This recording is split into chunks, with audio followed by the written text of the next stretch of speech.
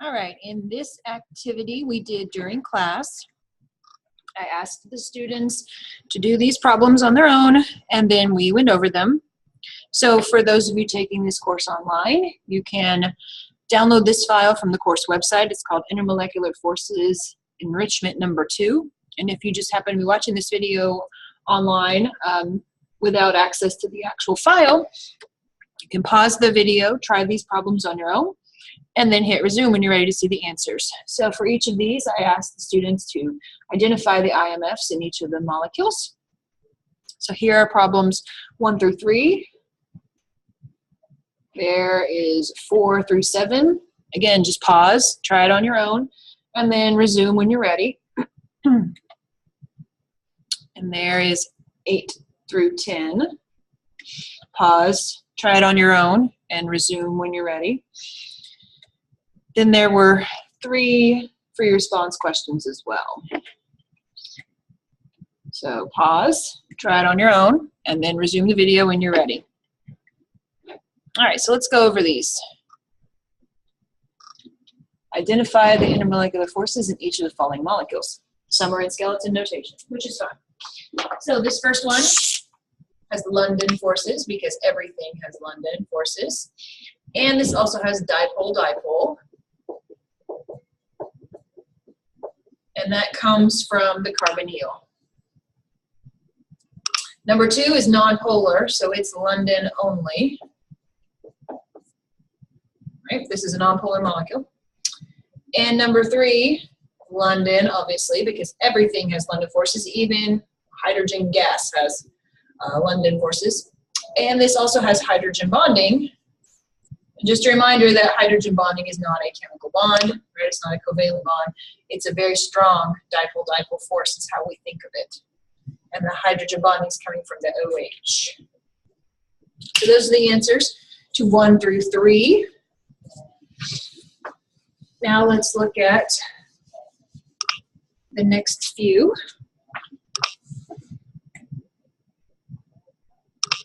All right, let's do 4 through 7. So this one actually has all 3. It has London, it has dipole-dipole coming from the carbonyl. It also has hydrogen bonding coming from the OH group. This molecule is nonpolar. It's London only. Now in terms of skeleton notation, every point or end is a carbon with its appropriate number of hydrogens. So if you are having problems visualizing skeleton notation, just imagine each point or end a carbon atom with its appropriate number of hydrogens. A carbon always forms 4 bonds. So this carbon actually has no hydrogens on it because it already has 4 bonds, 1, 2, 3, 4. This one already has 2, so it needs 2 more. And then this carbon on the end has 3 hydrogens. So this has London, but it also has dipole-dipole coming from the carbonyl.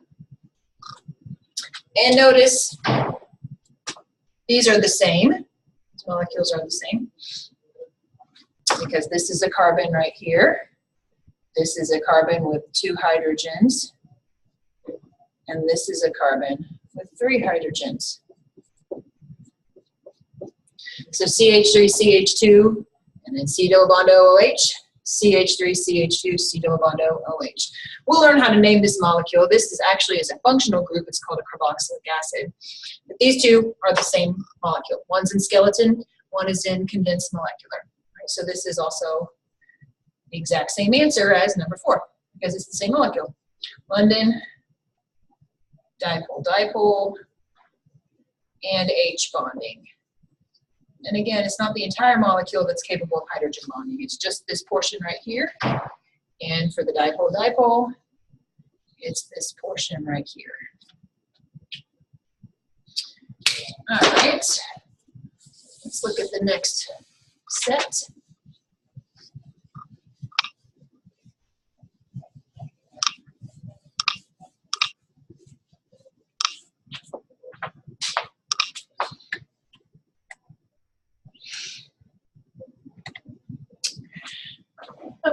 So again, all of these points and ends are carbon atoms. So if you're still working on getting used to skeleton notation, just imagine hydrogens.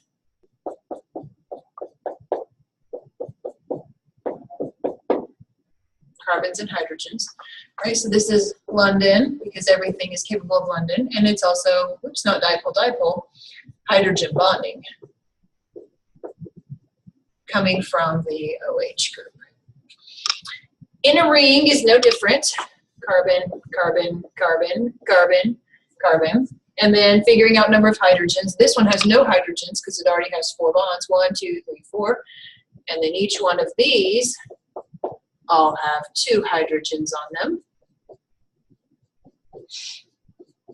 Except this one, which only has 1, because it's got that bromine.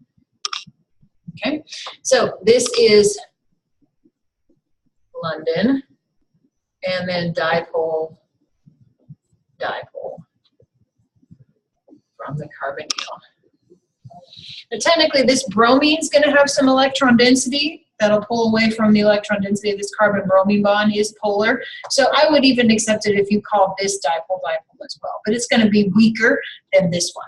Okay, so if you said dipole-dipole and only identified this one, compared to this one down here, that's got greater electron density than that one does. But I would have accepted it if you called that dipole-dipole as well.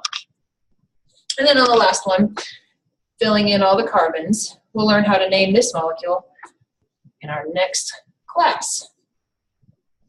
We're going to start with alkanes. Alkanes are molecules composed of all carbon single bonds, and we're going to start with some simple alkanes in terms of how we name. So this is where we will begin in our next class. All right, so this is a nonpolar molecule. It's London forces only. All right, now let's look at the free response questions that were on the back.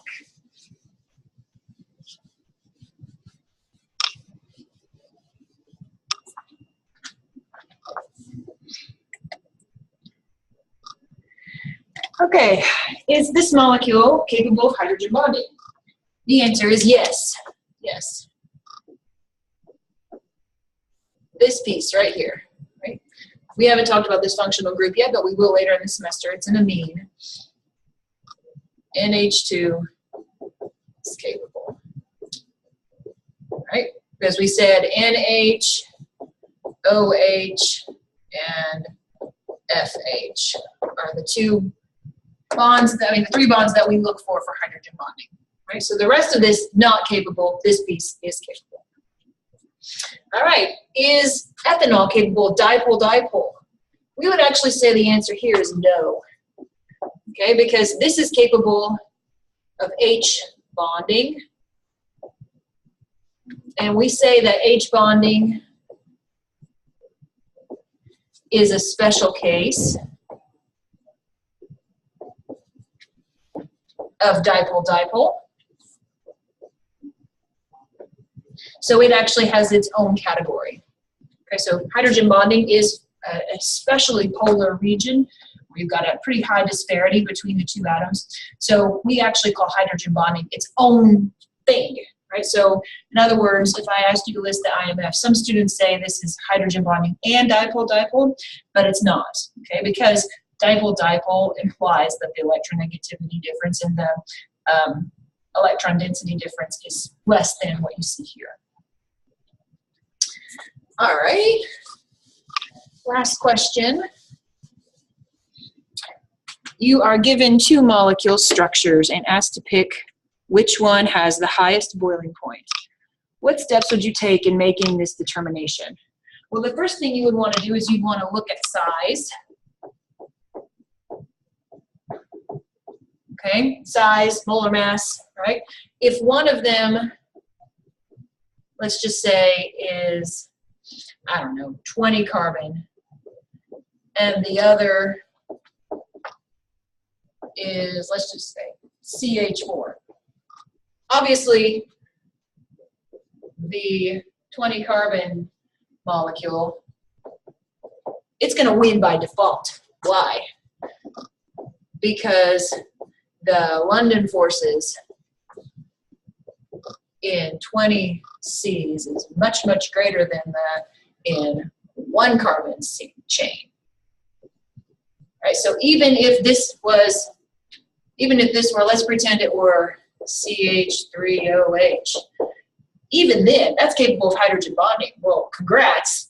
This 20 carbon chain is going to be a solid at room temperature because the London forces in a 20 carbon chain are going to overpower any strength that you get from that hydrogen bond right there. So first thing you have to do is look at the size. If one is a giant molecule, one's tiny, then by default, the giant molecule is going to win. So that's the first thing you do is look at the size.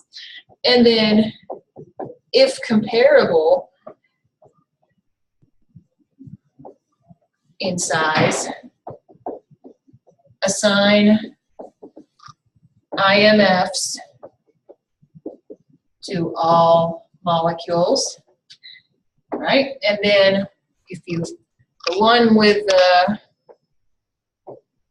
highest IMFs total, right, will be the highest boiling point.